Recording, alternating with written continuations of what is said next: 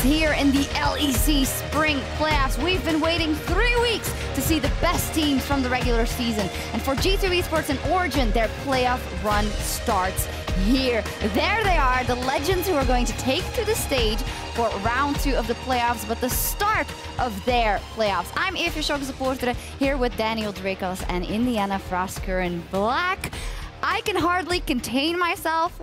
I am so excited for this matchup. I don't know where to start, so I'm going to let you guys do it. I mean, it's really hard to say. All I know is that these are two teams that we haven't seen in so long, and we've seen incredibly high peaks from both of them. So honestly, I just want 5 games. Just give me 5 games. Yeah, I'm really curious how they're going to take a run at the patch. I feel like we got very different reads on the meta in terms of first round of playoffs versus second round. And with all of these times, all of the time for the teams to kind of sit back and prepare, how they're going to use picks like Kale, like Urgot, like FLICKR. Yes. I agree. We, of course, saw a lot of crazy things yesterday when the reigning champions Fnatic, they continued their title run with a 3-1 victory against Splyce, securing their spot in Rotterdam and in the semifinals. And it was such a wild series, and at some points it feels like Splyce had Fnatic's number, but honestly, Fnatic fought so well. They picked up with all of the curveballs that Splyce tried to throw at them, although 1 or 2 of those games, Splyce just felt like they had the edge, and it did show us a little bit that Fnatic might have some weaknesses that can be attacked.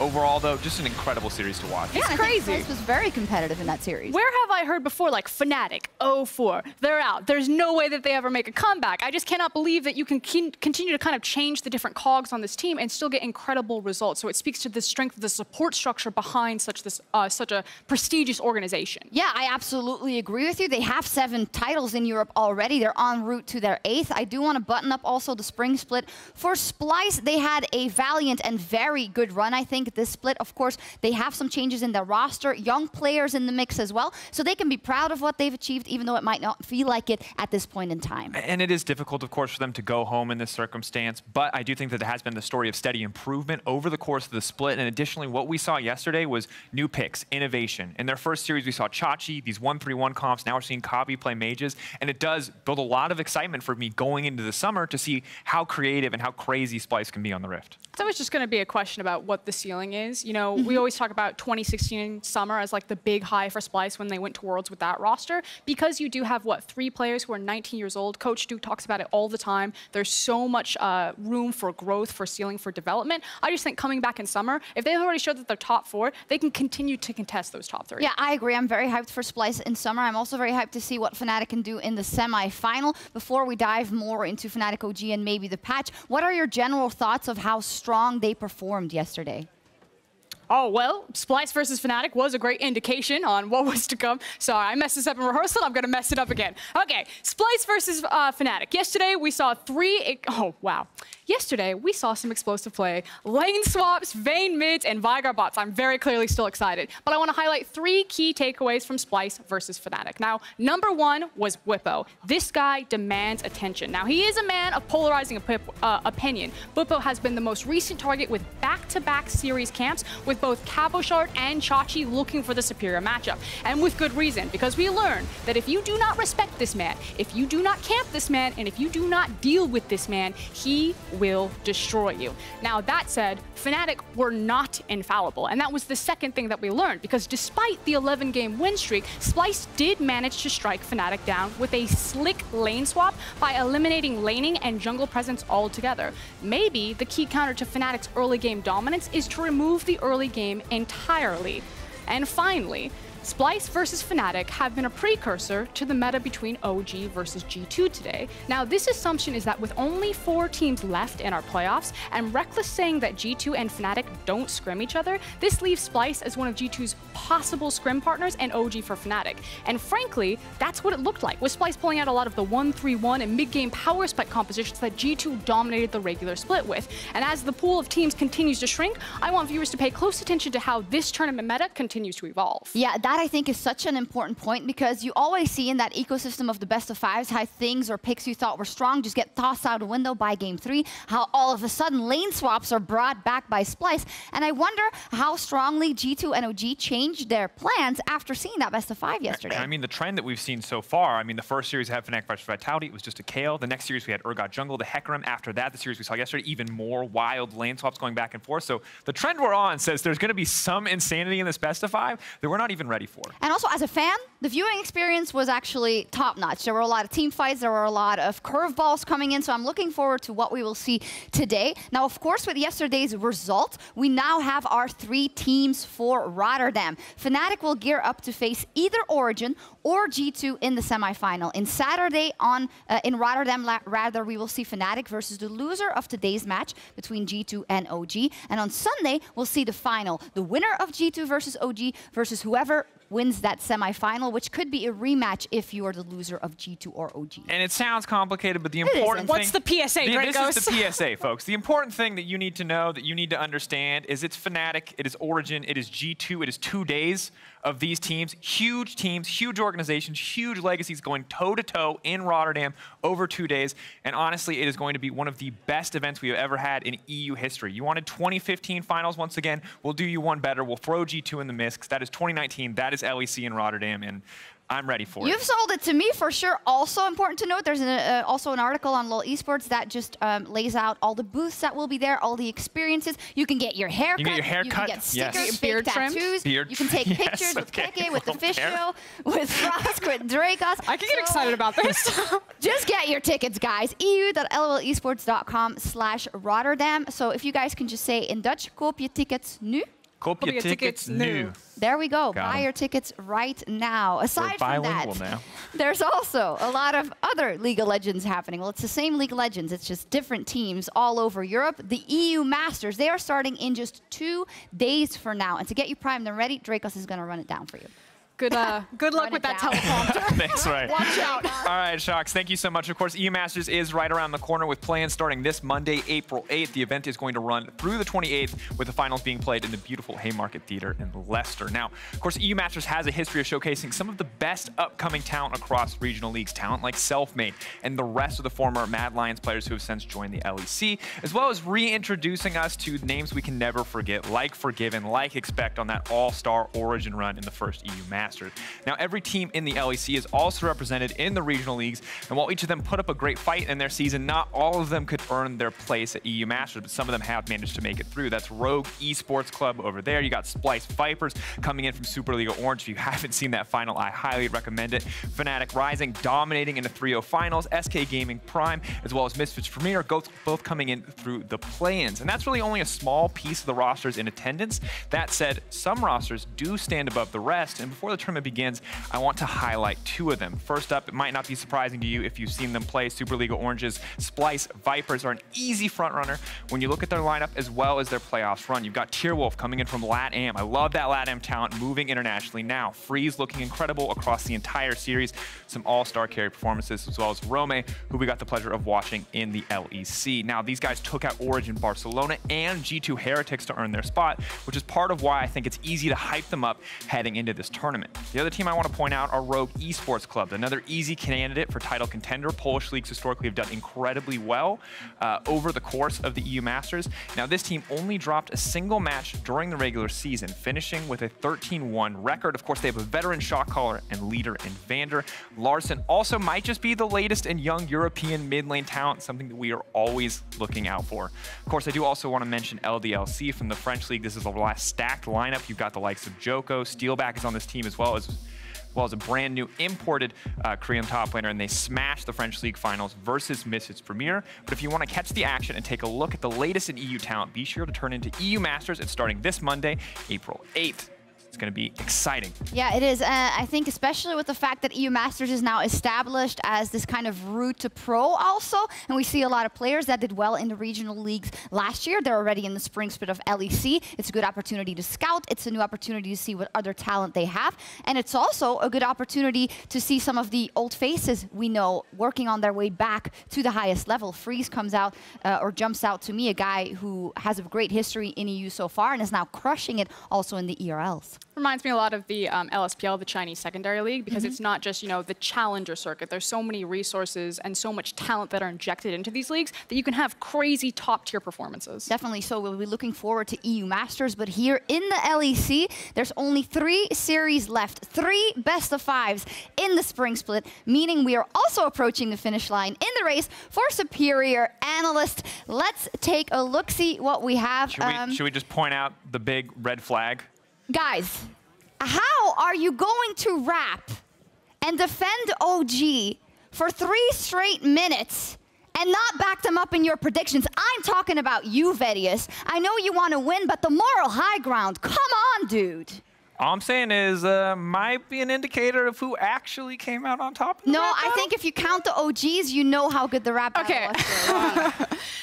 Real talk, though, I am very glad that you bring up all of these Origins. Now, when I predicted Origin, which I also have a bet on Origin versus G2, so I'm just burning myself here, I thought I was being edgy. I was like, I'm going to be the edgelord. I'm going to predict the upset. And then I see that everyone predicted Origin, to which then I'm like, what are you guys doing? G2 should still be heavy favorites here. What is this recency bias? I got to say, it is odd.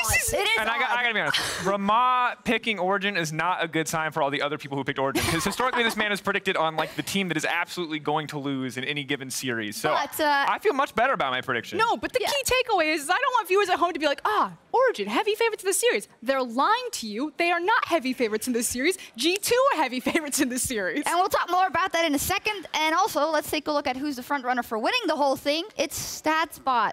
StatsBot is still #1. And they have predicted OG, though. Taunts us all the time. We never get to see the face, but, oh, wait, hang on. He's trying to make a cameo. StatsBot's struggling. No, here's the thing. Not that good. All he needs to do is come in a straight line. And while he can't figure out what straight line to find, he's still beating us in predictions. He's actually going exactly in the way of his prediction as well. He's going straight for you. I know, I'm not excited about this. Can you bow to our Lord and Savior? No, I'm not bowing to him. We got to... I hate you, tiny scuttle crab. No! You can't laugh at me! Go away. Get out of here. Be free. Get out. Oh, well, we're stuck with him. I think I will remove him, Sjokz.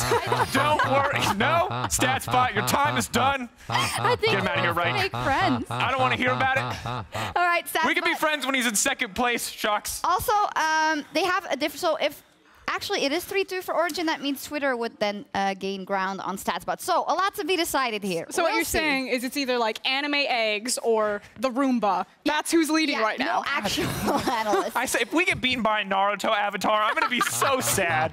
Not Yama, this robot. Honestly. Believe it. Like, it's enough. Let's move on. We don't have control of the sound effects. I can mute people on Twitter, but I can't mute the Twitter. I can't mute the StatsBot. Anyway, playoffs, they're on their way. Predictions, they're on their way. But I do also want to take a little bit of time and calm down to highlight some of the standout performances from the regular season. Of course, the awards are being dealt out. We had the All-Pro teams just last week. This week, we also found out who is the rookie of the split, and it is SK Gaming's jungler, Selfmade. Even with that little hiccup, I think, last week in the last game, you cannot deny this guy's influence on SK this split. An Infinity Edge build on Rek'Sai is not going to erase the other 9 weeks of like superstar performance that this guy's put out. I don't know what is in the water in Poland, because the amount of crazy Polish junglers between Jankos, Kikos, and Selfmade is just crazy. It is absolutely insane. And you're right that so many of these performances were just incredible mechanically. The way that he moved across the map for a rookie jungler to have so much impact on this team is incredible. And Infinity Edge Rek'Sai, you can joke about it, it's a regular season award, and the reality is, without this man, SK would not have gotten to playoffs or even contested Splice. I agree, and I'm looking forward to seeing how he develops coming into summer. Now, another award we dealt out, that is the coach of the split, and that is Origen Guilhoto. This is the second time he actually receives this split. He also brought Schalke all the way to the final in the summer split. It's also the second time that him and YamatoCannon are in a tandem and getting to high tiers in Europe. And it just felt like there was a lot of priority on securing the coaching staff behind Origen. You know, as you come in with Refresh, and they are a very systems-based team, and that it's a lot that's going around behind the scenes as well as on the Rift, that he was kind of the first domino that was set up, and Origen now, you know, collapsing to this crescendo of going to Rotterdam. Yeah, true. I think it's one of those difficult ones, right? We voted for it as well, and I think you can only kind of judge the end product, and then I think the development of Origen, this split definitely gives validity to this Coach of the Split award. It absolutely does, and I think that the players continuously praising their coaching staff is also really good support to that award, and the way that you see the team improve week to week, while it might not just be Andre, the fact that he is setting the team up to have success, to grow like that, is a huge testament to his ability. Yeah, and time to hear from the man himself, because Guilhoto is standing by with Laure as we speak. And thank you very much, Sjokz, and thank you, Guilhoto, for joining me. You were elected coach of the split for the second time in a row. What is your secret? What makes you so good? It's usually a teamwork. This award is never for the coach itself, because it's incredibly hard to evaluate the work that a coach does. So obviously this just comes by the amazing infrastructure that we have at Origen and Refresh, and obviously the help of Fabian and all the players. So it's not really a award for me, but more award for the work that we did together as a group. Got it, for the team as a whole. But still, you led Schalke to the finals last year, and Origen is looking to have an amazing year as well. How is it important to you to have such an important role in all of this success? I mean, I obviously think that my role ended up being important for both success of the team, but my role alone would not be able to achieve anything. So that's why, once again, it's all about what we do as a team and how we manage to behave with each other and align our goals and the strategy that we want to go, not only for each game, but also for the split itself. Before we head into today's matchup, tell me a bit more about this year's lineup, Origen, about the guys. How do you like coaching them? It's absolutely amazing. I think all of them are incredibly smart about the game, which makes reviews and development incredibly easier. And they are also a lot really open-minded. So every discussion that we end up having is all about improving and all about getting better and not repeating the same mistakes. And everyone has that mindset, and everyone comes from a situation where they want to prove something.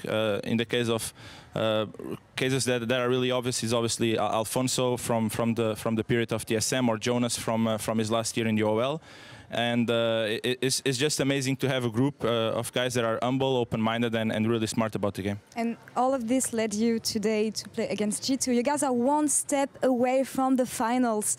We didn't see G2 play for a long time now, so what can we expect from them? I mean, we also didn't see us play for a long time now. That is also true. I don't know. Miki is playing the first game, so I'm expecting them to be a bit more cohesive. I think that the rest, that not only these 3 weeks, but the rest that they took also on the last 2 weeks of LEC did them well and make them improve on a lot of flaws that they had. But we are also ready for everything that they have to throw at us. Especially G2 is a team that likes to throw a lot of curveballs and make a lot of out of the box plays and out of the box picks, but I think we are ready for it, and that's what we expect for them, to not play standard, not play like any other team, and we'll just have to be good at adapt in the game and in the series. All right, well, thank you for your insights and good luck, obviously, for today. And back to you, Sjokz. Thank you very much. He's ready. That's good to hear. And I hope this guy's ready as well. All eyes on Caps in the mid lane. Very first best of 5 he will play with this G2 lineup. The same for Origen. Very first best of 5. They're going to play as a team. And to introduce this match, I'd also like to welcome Vitality's coach, Jacob YamatoCannon Mebdi, to the desk. Hello, sir. Hello. I know it's probably bittersweet since you're not playing anymore in the playoffs yourself, but do you also feel the same hype as we do for this matchup? Yeah, for sure. I think from a production standpoint, it's the 3 best teams to send to a final. So I think, of course, as a viewer, from the viewer perspective, it's amazing. It's a lot of fun indeed. We're gearing up for that big showdown, G2 versus Origen, the 2 best teams from the regular season. Now, of course, as said many times, we haven't seen them in so long, Frosk.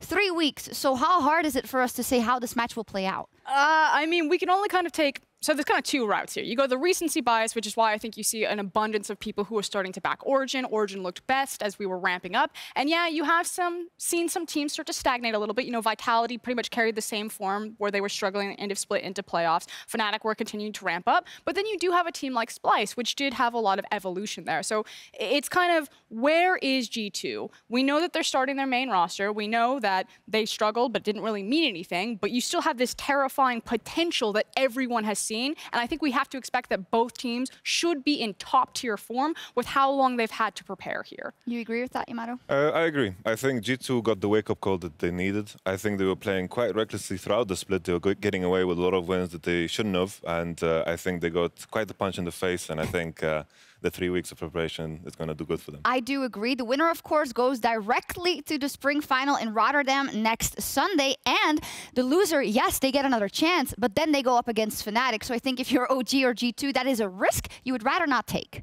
Yeah, for sure. I think Fnatic has showed a lot of great things, a lot of improvement. But if I'm going to make a prediction for those matchups, I think OG and G2 are the stronger teams. The stronger teams, and those are the ones we'll see today. And you mentioned on it already, it is two very storied teams facing off. Of course, Origen downfall in 2016 overlapped with G2's rise to the top, Froskurinn, even some players going from one team to the other. I mean, there's just like some crazy grudge matches that you don't even have to be like an EU super fan to be aware of. The fact that Mithy is returning to this matchup again, that he's now played for both sides of this organization, that there should actually be like some blood rivalry between these orgs is pretty crazy, on top of the fact that hopefully we see both of them in top form. Yeah, definitely so. When we talk about top form for G2, we definitely think about the beginning of the split. They came in, of course, famously took Caps from Fnatic, put him in the mid lane, Perkz went to the bottom lane, and G2 did phenomenally. In the first weeks, it actually looked like nobody was going to stop them, but it didn't keep going. In the middle of the split, they kind of lost some steam, and funnily enough, it was with a loss to OG that everything started to kind of hobble on. And before we break into that loss against Origen, I do want to remind everyone that the first time that they beat Origen, that was the Seek and Destroy composition. That was the Zoe, the Karthus, and a Jace, I believe, and it was just disgusting. But for the first 15 minutes, Origen were actually winning the game. They got solo kills in the lane phase. They punished specifically Mickey and Perkz down there. Now, it was one of their first games as a bot lane duo on a main stage, but it wasn't like Origen have just been blown out of the water and then just got like a random lucky win. They were competitive in game number 1, and then they finished that in game number 2 with the Zed. Yeah, Yamato, how close actually do you think these teams are if you think about that week 5 game, which was very convincing for OG, but only one game after all? I think individually they're on a similar level. I would give the edge a bit to G2, but I think what OG does so well is preparation. We see on our screens right now the Zed into the Cassia. This is something that G2 wasn't ready for, and they got away with a free victory because of such a great matchup and such a good preparation. So I think preparation is going to be a big thing, and I think if I want to give the coaches Split some props, it's right there. It's also very different looks. I agree with you, turning into best of 5, preparation is key, but we've also been saying that this should actually favor Origen. Not necessarily over G2, but specifically Origen themselves should be stronger in best of 5 than they are in best of 1 because of the depth of their champion pools and because of the versatility of the playstyles that they've shown throughout the regular split. I have to agree, but of course G2 Esports also throws out all of these flex picks all the time. They always come with new ideas to a best of 5, but we'll see what they bring out versus OG. The man here on screen is playing. If I have to assume, like, I have no background information, I just think that they are as good as they were in the first couple of weeks with Mickey X, as you said, because they had a couple of weeks to practice with him. Then you just need to ask yourself and answer one question. Is G2 in their best form better than Origen in their best form? We'll see it today, and maybe we'll even see it twice, because when we look at Origen and we talk about their best form, their second half of the split, the only team that was better than them was Fnatic, and they started off badly, quite badly, but I think they never worried because they knew that this was a project that was going to take time. They improved week per week, and they also looked quite scary by the end of the split, Yamato. Yeah, for sure. I think OG, everyone knew the potential there. They had the players to support it, and the games that they lost just looked so depressing. Yeah. It was Mithy getting caught somewhere, and then they just kept dying, and then the game was kind of over. And everyone was just waiting for that time. When will the real OG show up? And they did after that G2 game. There's also creative drafts that come between these teams. You already mentioned the flex picks for G2. Something that I do want to draw viewers' attention to is the possibility of Kalista. Origen were one of the few teams that would pull out the Kalista in the bottom. I believe the other big team was Misfits, and most teams in the LEC wouldn't touch it. So I'm actually really curious. When you look at a team like Splyce versus Fnatic, there were a lot of overlapping champions in the pools, things like the Karthus. Origen and G2, I don't think have as many shared champion pools, and this game could come down to just who executes better on their composition and not X team won in draft, B team lost in draft. Well, when you say champion diversity to me, I think of Nukeduck in the mid lane. That guy plays absolutely everything, which could be very good for Origen in a best of 5 situation. And also Caps versus Nukeduck is one of our prime matchups we're looking at. When I talked to the Fisher a couple of weeks ago, he said, the one thing we have over other teams when we play G2 is the fact that Nukeduck can stand up to Caps. Do you agree with that, Yamato? And how much of an influence do you think it'll have? For sure. I think Nukeduck is a fantastic player. He has shown his depth in terms of champion pool. I think what will make a big deal here is the side selection. I think red side, when Nukeduck is allowed to counterpick, is going to make a huge difference for him and Origen. Well, I do agree that, and especially in the victory that Origen had over G2, Nukeduck can go toe-to-toe with Caps, use that counterpick, use that champion pool. That said, Origen's key to victories aren't putting Nukeduck on those style of champions. You know, he is a much more flexible in how they use him, his responsibility to the team. He can sit back and be kind of that control mage, that zoning presence for team fights. I think that's what might throw viewers for a loop. If they're expecting that this matchup should just be, okay, kill caps repeatedly, I don't think Origen have to do that. They can, and that's what makes him so impressive in this matchup. Or they can say, instead, we're going to carry through Alfari. Let's try to carry through Patrick. Yeah, definitely so. Another matchup you had, Origen, was in the jungle. We're not talking about it too much, but you're really hyped about Cold versus Jankos. I think, like, I've worked with both junglers, and I know their differences. I feel like what Trashy does well is that he takes the bad jungle matchups and he does so well in them. I think Jankos is the complete opposite. He takes the good jungle matchups and just takes away the game. When he plays as Elise, he plays as Lee Sin, he just takes over everything. So I'm looking forward to see how they both impact the jungle. I think if Jankos gets ahead early game, I think he can take over everything and play through the solo lanes. Yeah, I agree. I feel like Cold's responsibility heading into this match, probably going to prioritize the rec side that he likes to play, and it's literally just to track Jankos and just make sure that Jankos doesn't get to be that gank machine. I think if Cold can just neutralize Jankos' presence, say, you're not going to get off any ganks, like, that's just a straight win for Origen. Yeah, I think I agree. Also, by the way, you guys at home, you can vote for who you want to see on the POV stream over at twitch.tv/RiotGames2. For game 1, it's the mid laners. You can spam or caps or Nukeduck to see. Hopefully, if you choose one or the other, you'll see action either way. So as we start to count down towards this first game, let me hear your predictions and your motivations as to why they will win. I know they're different. I know you have G2, 3-2, and you have OG, so go ahead, Yamato. I think G2 will win it 3-2. I think when it comes to their individual skill, I think they are slightly better. But I think the main difference that will come across here is how Mickey X and Jankos will impact the map. I think if Caps ends up ahead, Wonder ends up ahead, I think they can take away the game. OG on the hand, I think they can make drafts that make more sense. And if they go into mid-game more even, they can take away some wins. And I think it comes down to side selection, and G2 get to choose first, and hopefully they take red and get the counter picks. It doesn't seem like it's like a clear, because a 3-2 to start with is not clear. Is it 50-50 for you? Is it 60-40? I think 60-40 G2, yeah. Wow. Frost? I did predict Origen. I want to make it very clear. I'm trying to predict an upset. I do think that G2 are still the favorites here. And I think it's just because pound for pound talent in pretty much every single matchup, G2 are stronger. But that said, I believe that Origen would do well because it is a best of 5. I think the preparation will be there, and I wasn't impressed with G2's drafts. Like, you can say that, you know, G2 didn't want to show anything, that they were maybe taking it easy. None of those games mattered, but I wasn't really impressed with their read on the meta. I felt like it really hurt them when we shifted more towards 5v5, crit ADCs, and suddenly you had teams like Splyce, Fnatic, Origen, all these teams that were better at 5v5ing or more willing to do it, rising up, while teams like Schalke, Vitality, and G2, who were more about playing those side lanes, more of the skirmish, more of the assassins, started to fall down. So I feel like the meta favors Origen right now. Oh, it's so interesting because there are so many question marks, but it is so incredibly important for so many of these individual players, as well as these storied organizations going into this round 2 matchup with a spot in the final on the line. The wait is finally over, and it is time for G2 versus Origen. The only time I wasn't #1 in the regular season was the first split I played. Gets the stun, Caps flashes forward, turns it onto Perks, first blood!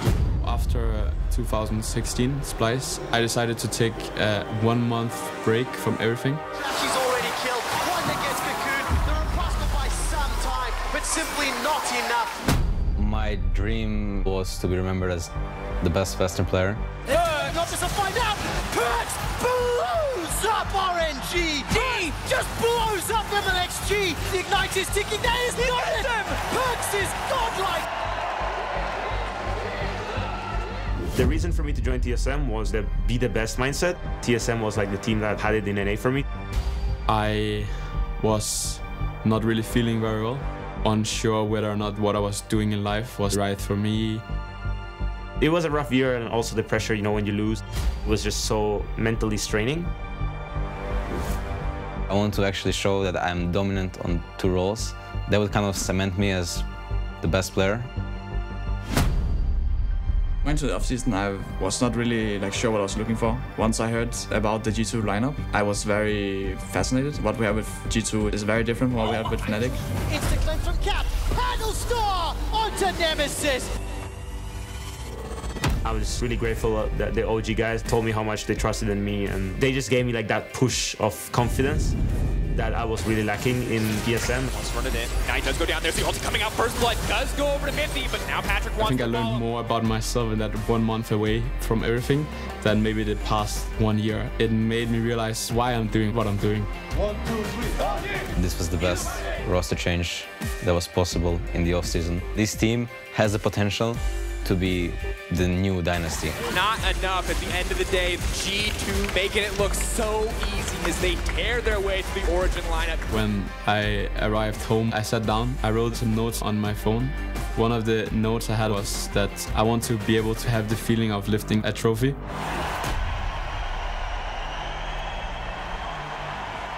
For me, it's like a really huge redemption story. I'm ready for whatever comes next. Origen on the cusp of history as they take down the undefeated G2. Every game is made of small crunch time moments, and either you have the nature of thriving in crash time moments or you don't.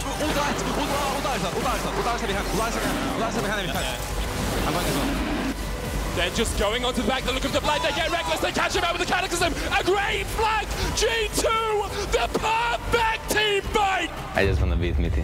He once told me that either I stay on G2 and we keep winning splits, but then you're Always had one more title over me. If I keep being with him in the team, he's always gonna have one more than me. or I go to NA and I'll be the first player to win both EU and NA. If we end up winning it, we were meant for the final, and we went straight there after winning our best of 5. Walking that path towards the stage, that's something I'm really looking forward to. Being in Rotterdam, it is the pinnacle of what you want to be as a pro player. As arrogant it may sound, I will lift the trophy.